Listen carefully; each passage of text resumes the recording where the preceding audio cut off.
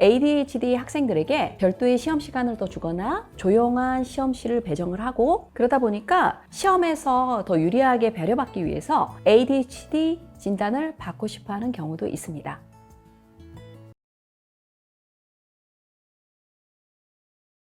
안녕하세요. 소아청소년 정신건강의학과 전문의 손성은입니다. ADHD, 주의력결핍장애, 요새 정말 유명해졌죠?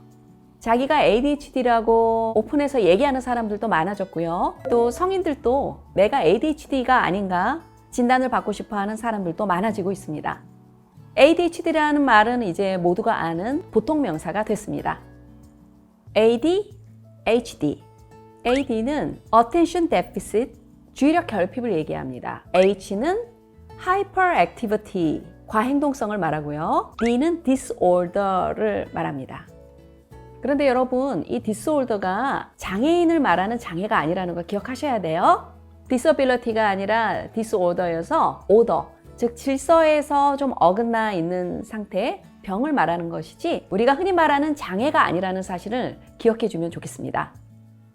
주의력 결핍장애 증상은 다양한데요. 과제에 집중을 못하거나 부주의한 실수를 많이 하고 물건을 잘 잃어버리는 증상, 지속적인 노력이 필요한 일을 회피하는 증상이 여기에 속합니다. 그런데 여러분, 누구나 한 번쯤은 어릴 때 이런 증상 있었던 것 같지는 않으신가요? 자, 과잉 행동 증상은 이런 것들이 있습니다. 말이 많고 뛰어다니거나 지나치게 활동적일 때, 다른 사람의 대화 중간에 끼어들거나 질문이 끝나지도 않았는데 답을 할 때, 그리고 차례를 지키지 못하는 증상. 이렇게 충동적인 경우 외에도요, 의자에 앉아서 계속 몸을 움직이면서 꼼지락거리는 증상도 여기에 해당합니다. 그러니까 ADHD는 조용한 ADHD라 그래서 과잉행동 충동성 증상이 뚜렷하지 않는 조용한 ADHD도 있을 수 있답니다. 이렇게 보면 ADHD들은 굉장히 다양하죠. 그런데 이렇게 정신과 진단 기준을 보고 있노라면 나도 여기 속하지 않을까 생각하게 되는 경우가 사실은 굉장히 흔해요. 경계성 인격장애, 강박증, 심지어 조울병도 내 심리적인 특성이나 행동을 기술해 놓은 것처럼 여겨질 때가 있어요. 왜냐면 우리 모두는 그런 성향을 조금씩은 다 갖고 있기 때문이에요. 그런데 그런 증상이 겹친다고 해서 꼭 정신질환을 내가 가졌다고 몰아갈 필요는 전혀 없답니다. 요새 MBTI도 그렇잖아요. 내가 T타입이다, F타입이다 얘기를 하는데 이 사고형 감정형도요, 어떤 때는 상황에 따라서 또 나이에 따라서 바뀔 수 있는 여지가 얼마든지 있습니다. 모든 사람 안에는 T와 F가 공존한다고 볼 수도 있어요. 그런데 나는 ADHD니까 약을 먹어야 돼. 저 사람은 자개적 성격장애인 것 같으니까 조심하고 손절을 해야 되겠어. 이렇게 결론이 나지 않기를 바랍니다. 누구든지 부족한 부분이 있다면 그 부분을 보완하고 더 좋은 사람이 되도록 노력하면 되는 것이죠. 부모님들께서는 아이가 되게 말을 안 들어서 화가 났는데 아이가 ADHD라는 진단을 받고 좀 이해가 간다고 도리어 안심하는 분들도 계세요.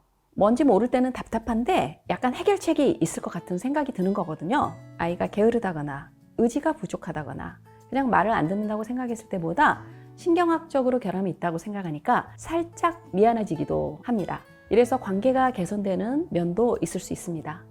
하지만 중요한 것은 ADHD가 도대체 뭐고 뇌에서 어떤 문제가 있는 것이고 어떻게 해결할 수 있을지 아는 것이 필요합니다. 뇌 기능이 약한데 그걸 모르고 아이를 정서적으로 힘들게 하고 또 스트레스를 많이 주고 감각 처리를 잘 못하는 아이에게 과부하가 되도록 공부 양이 많거나 했다면 아이의 뇌 기능은 점점 정지 상태로 갈 수밖에 없던 상황이겠죠.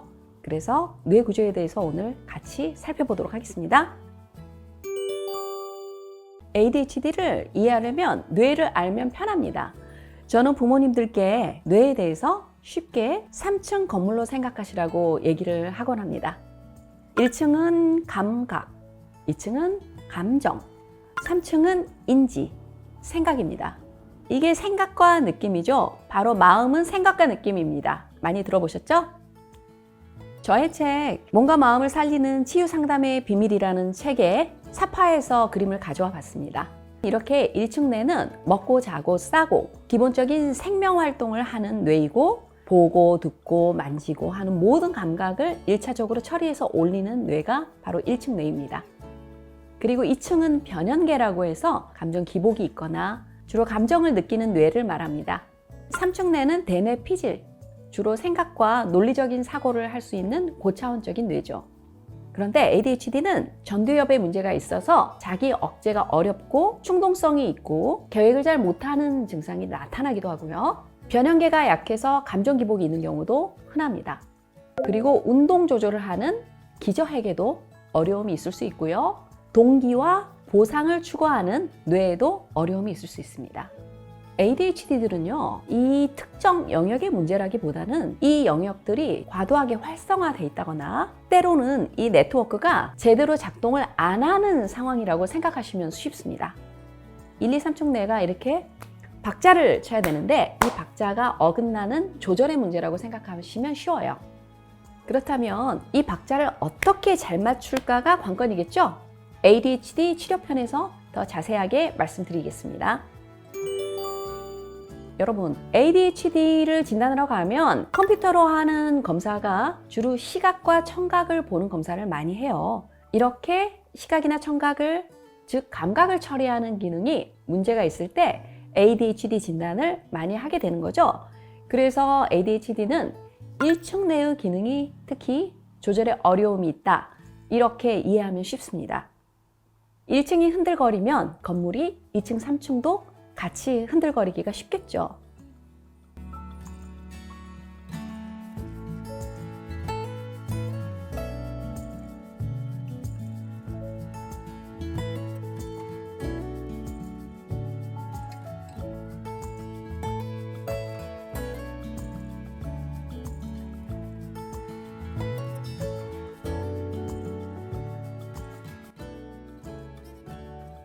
그리고 ADHD, 틱, 강박증은 같이 함께 동반해서 나오는 경우도 많아요. 왜 그러냐면 뇌의 조절의 문제, 이 뇌 구조가 약할 때 흔히 나올 수 있는 증상이기 때문입니다.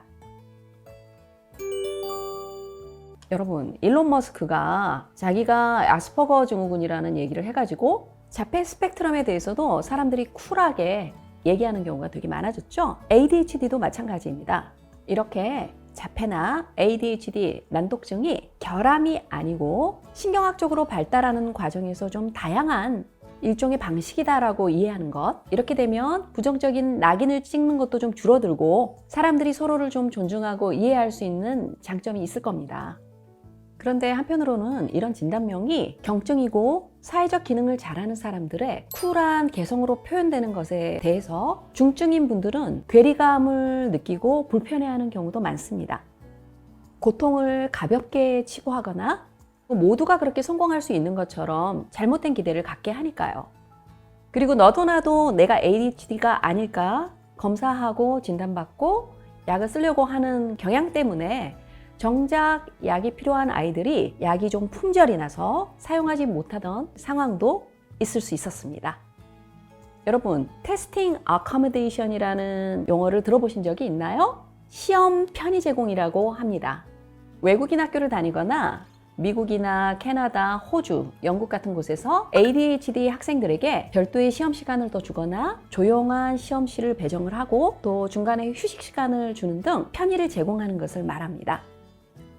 그러다 보니까 시험에서 더 유리하게 배려받기 위해서 ADHD 진단을 받고 싶어 하는 경우도 있습니다. 그래서 영문 진단서나 소견서를 떼가고 싶어 하는 경우가 있거든요. 한국처럼 경쟁적인 환경에서 만약 이렇다면 악용되거나 큰 반발이 있을 거라는 생각도 합니다. ADHD인 척 하는 사람이 더 늘 수도 있다는 우려가 있겠죠?